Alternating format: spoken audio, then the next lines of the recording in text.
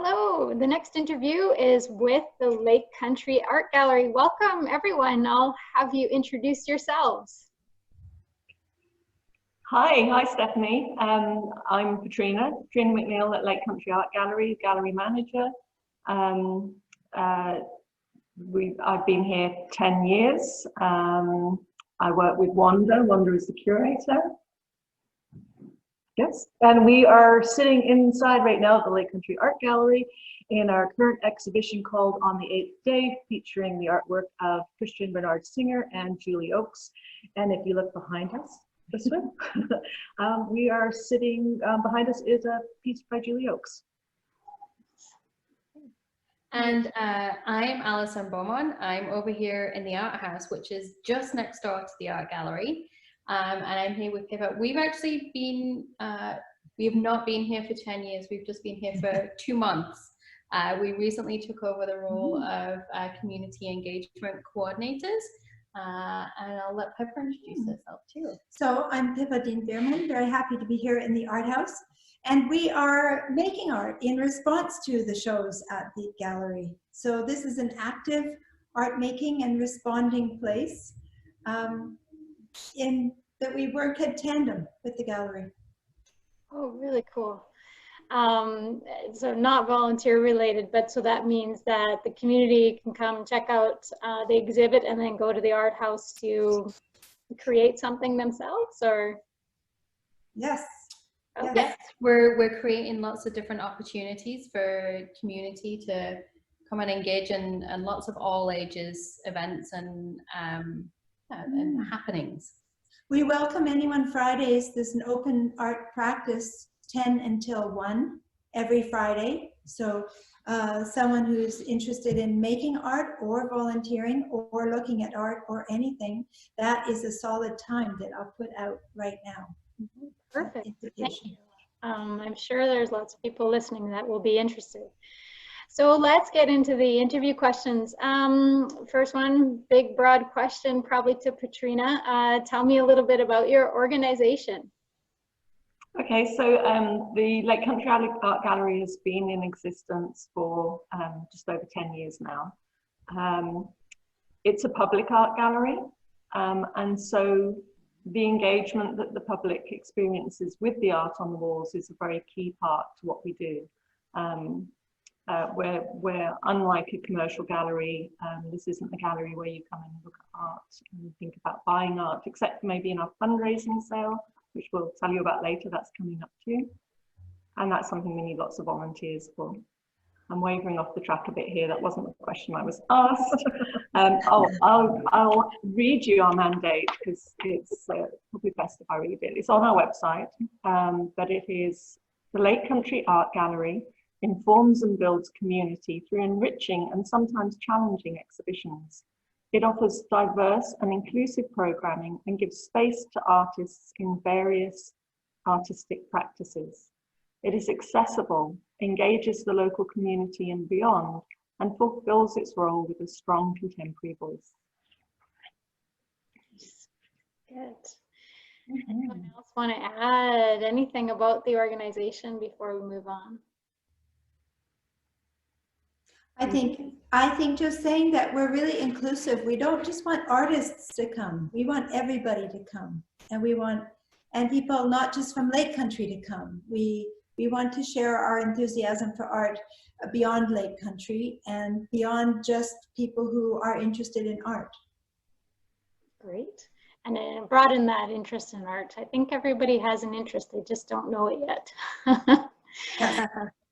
Yeah, often we'll talk about how everybody has a voice and everybody has creativity. It's just that we express it in different ways. So some of us might create visual art, some of us might create poetry. It might even be a meal. It could be a recipe. It could be, there's lots of different ways to express ourselves. So, yeah. And so while community engagement is a big part of what we do, at the core of it is the exhibition program. And the exhibition program supports professional artists. Wanda will be able to tell you a little bit more about that. But I'll just say that in the middle of all of this, our volunteers are a big part of that connection as well.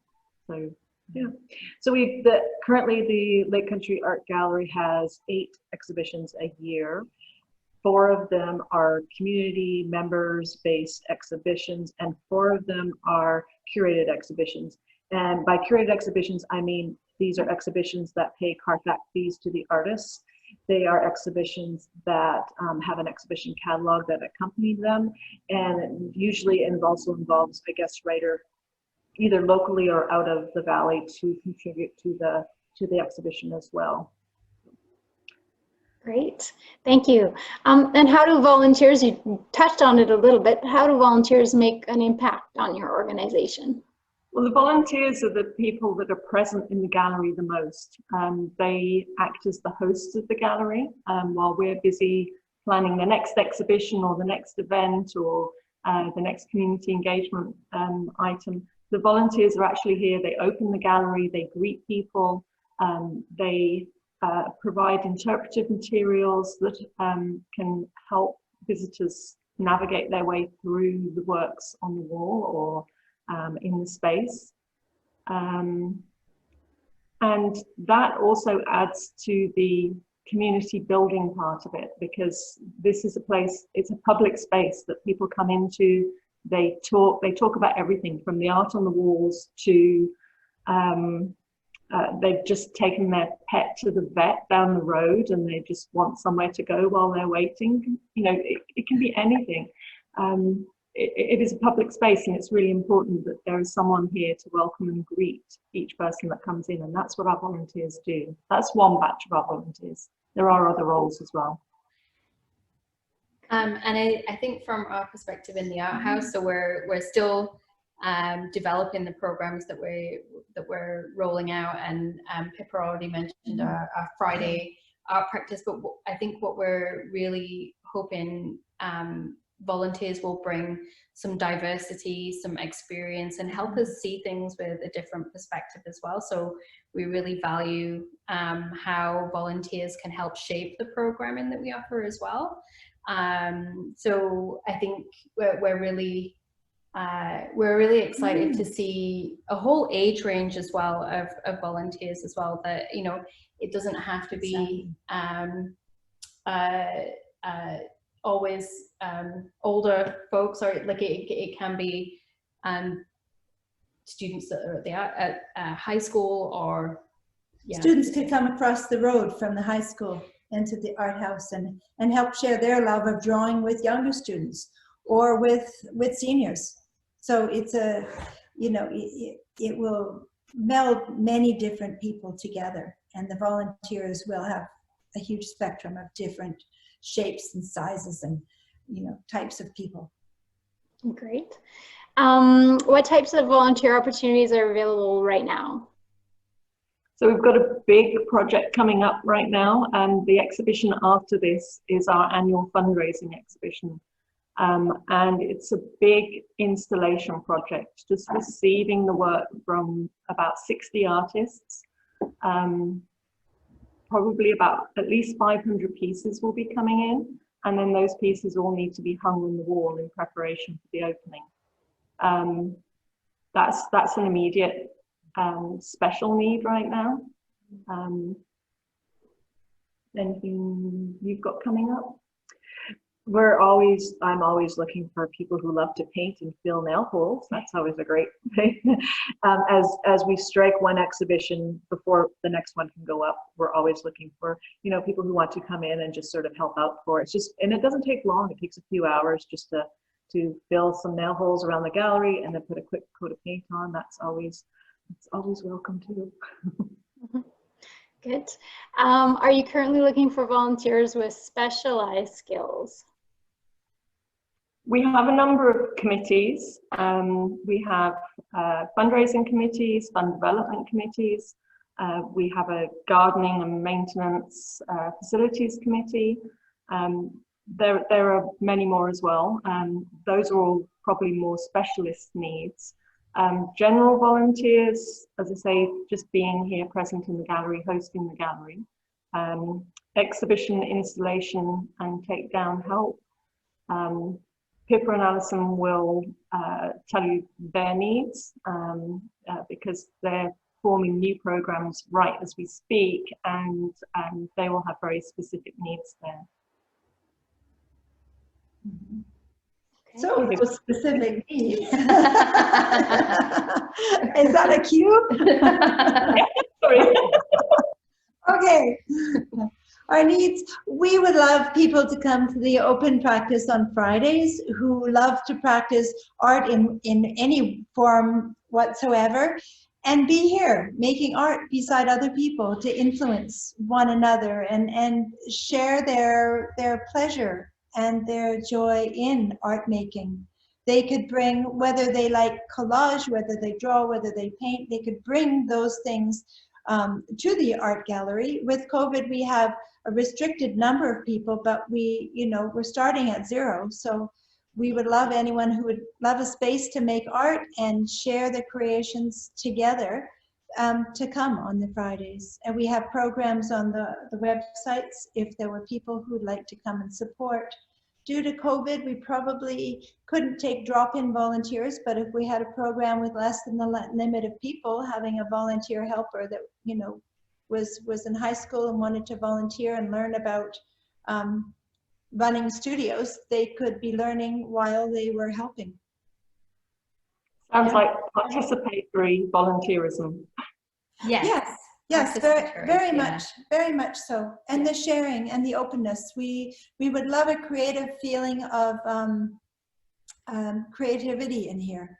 And activating the space and really bringing in ideas as well from the community as well. So I don't think it's just about the volunteering, and I think it's also about helping us to shape the programming that we offer as well.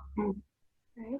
So many different types of volunteer opportunities. Sorry, Petrina, I interrupted you. I was just going to add one more thing, because just to mention that our board of directors, our directors are all volunteers as well. They volunteer their time and they do shape what happens to this gallery. I mean, they lead everything that we do. So that is a volunteering opportunity as well, although I would advise perhaps being on a committee first and kind of developing a relationship with the organisation first, not just with us, anyone. It's a similar kind of process. You work as a general volunteer, you work on a committee, and you build to being a real part of the organisation at the core of making decisions. Right. Yeah, it's very interesting to hear all the different volunteer opportunities. I think that's one of the benefits of these interviews, is to find out more about how people can get involved, and it's not just always what we assume might be available. So thank you for filling us in, and people can inquire a bit more about those opportunities directly with you. We'll get to that in a second. Do you have a requirement of how many hours per week or per month you'd like volunteers to contribute? So we usually say a minimum of 4 hours a month. That's a very easy, come and host a shift. We have 4-hour shifts twice a day, 6 days a week. So you can do the math and work out how many volunteers we actually need just to cover the open hours of the gallery. But the more you volunteer here, the more you get to hang out with us. You get to know more about the organisation, you get to know more about the programmes, you become more knowledgeable, you can become better integrated and networked with the community as a process of you being here. And there's quite a big community just involved in the gallery itself, plus all the visitors that come in. So if you like people and you like talking, awesome. I can fully back that up as well. I've been a volunteer host, and there's been some really great conversations that happen around the art and just in general as well. And I think for us at the Art House, I think anywhere between 1 and 4 hours a month is fantastic. And really, we just value any time that people are able to support us with. But yeah. We were even thinking 1 to 4 hours a week, weren't we? Yeah, I guess it could be 1 to 4 hours a week. I think it could be 1 to 4 hours a week. Yeah, why not? And I think one thing will lead to another. For sure. Some of the volunteer opportunities you mentioned would probably require some training I'm thinking that, I mean, there's probably some training involved with being a greeter, but perhaps being a greeter is actually a good training ground to move into some of the other areas. Like when we talked about taking down art and receiving art and things like that, that would require some training, I'm assuming. Yes, the art itself. Yes, in handling the art, I tend to be, I mean, you wouldn't be doing it solo. I would, of course, always be there supervising. But yes, there would definitely need to be some training before we proceeded to strike a show or hang a show, for sure. Mm-hmm. Yeah. Do you do a regular orientation session, or is it just as the volunteers come, you kind of take them in as they come? Yeah, we find the most successful way is just to do it as volunteers come. When they come for their first shift, it's on the job training side by side with us, and it's pretty straightforward. Once you've done it once, then you know. And we're always here in the background as well for support and help. Good. So if I wanted to volunteer with the Lake Country Art Gallery, what are the steps I'd need to take to get started? Just send me an email, Petrina McNeill at lakecountryartgallery.ca, or just manager at lakecountryartgallery.ca. That's probably easier than spelling my name. Or come in and say hi. We just need to fill in a brief form, just some contact details, and we'll get you set up on our scheduling system, which you can use on your computer or your phone, your mobile phone, and you can pick up shifts directly from that as and when you want them. That's convenient to have a scheduling application for sure. Is there anything else you'd want an interested volunteer to know? We love you. We say it together. Welcome. Welcome. Drop in. Yeah. Yes. Say hi. We look forward to meeting you. Yeah. Have fun creating. Yeah. Just join the team. It's a great space. Excellent. Thank you all so much for your time today, and hope to see you soon in person. Thank you. Yeah, see you soon. bye. Bye-bye. Bye. Wrong hand.